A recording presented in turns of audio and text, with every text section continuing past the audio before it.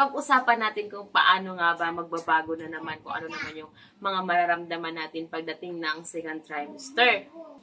Sa second trimester, mga mommies, is doon na natin mararamdaman yung paglaki ni baby, paglaki ng ating mga tummy, di ba po? So, mararamdaman din natin dito yung paglaki ng ating baby, kumbaga mag-e-expand na rin siya, parang bumibigat, at medyo makirot na rin siya.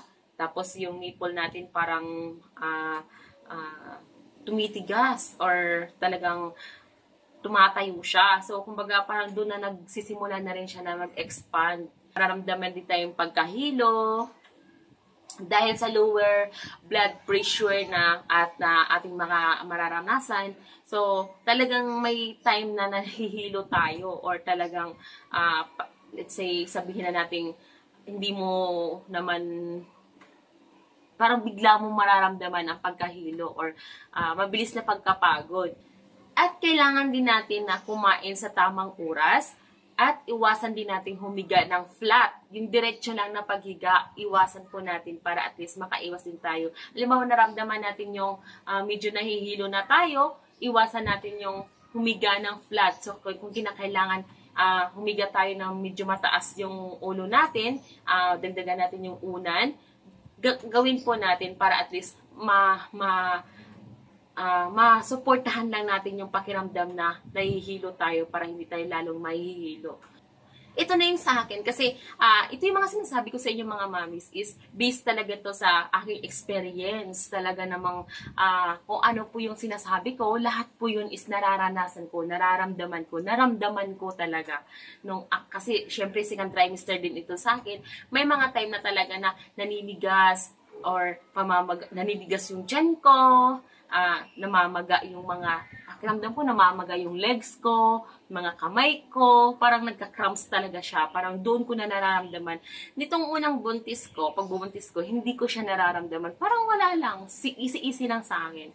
And then ngayon, talagang sobrang nafe-feel ko na or nararamdaman ko na ito. Kasi nga, sa pangalawang buntis ko, parang ito na yung naramdaman ko na may nagbago sa aking pagbubuntis. So, naramdaman ko na parang namamaga yung mga legs ko, mga kamay ko, yung mukha ko, na pumayat naman talaga ako kasi nga, naglilihi tayo, di ba? May mga bagay, may mga pagkain tayong ayaw. So, ito na yung nararamdaman ko ngayon. So, isi-share ko talaga sa inyo kasi parang naranasan ko talaga yung sabi ko, bakit parang namamaga yung paa ko? So, ang ginagawa ko mga mommies, gawin na lang natin na itaas natin yung ating paa. Pag halimbawa tayo nakahiga, itaas na lang natin ating mga paa, dagdagan natin yung una natin sa paa, kahit 3, 2, or ganun, para maipataas natin yung mga paa natin para makapagpahinga ang ating mga paa. Ganun din, dalasan natin ang pag-iinom natin ng tubig para naman malayo tayo na magkaroon tayo ng UTI, mga mommies. Bakit nga ba mga mommies nagkakaroon tayo ng leg cramps? Kasi expect na talaga natin na bumibigat na si baby, lumalaki na yung tummy natin. So, expect na talaga natin na yung lahat ng bigat sa ating katawan andun papunta sa ating legs. So, kumbaga, doon na talaga siya magkakaroon ng yung blood pressure, parang hindi siya talaga makakadaloy. So, ang gagawin talaga natin, yung sinasabi ko talaga na ipahinga natin ating mga paa, itaas natin sa paghiga, para naman siya ay magkaroon ng maayos na pagdaloy ang dugo natin.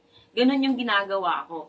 Doon mo na rin unti-unti yun makikita yung guhit na parang itim na yung iba may pagka pinkish, ganun. So, hindi pare-pareho yung kulay na makikita natin doon sa pagdating na ng second trimester hanggang pa third trimester na yon. Pagdating ng second trimester, talagang maraming nagbabago. Sasakit na yung likod natin, sasakit na yung balakang natin. Marami tayong mararamdaman. So, hindi lang isa, hindi lang dalawa, kundi marami tayong mararamdaman sa ating pagbabago, sa ating pagbubuntis, sa pagbabago ng ating katawan. So, pagdating ng second trimester at pagdating hanggang third trimester, talagang marami na tayong mararamdaman na parang kakaiba at parang pabago-bago sa ating mga nararamdaman sa ating katawan. So, yun lamang mga mamshi ang aking i-share sa inyo. At kung nagustuhan nyo itong aking video, sana naman po ay may makukuha kayong aral at may natutunan kayo. At sa sa mga hindi pa nakapag-subscribe sa akin channel, please subscribe, like, and share. At pwede naman kayo mag-comment kung saan kayo bandang lugar at kung ano yung mga tanong nyo sa akin. Pwede naman kayo magtanong sa akin kasi yung lahat ng sinasabi ko based on my sariling experience talaga yun mga mamis. At ingatan natin lagi ang ating sarili at lagi tayong mag-pray na kailangan lang talaga natin ang gabay ni Lord at lagi natin tandaan na sumusunod tayo sa ating mga kapatid or mga kaibigan or mga malapit na kamag-anak na kung ano yung sinasabi nila para sa atin na ikakabuti natin, sundin natin yun.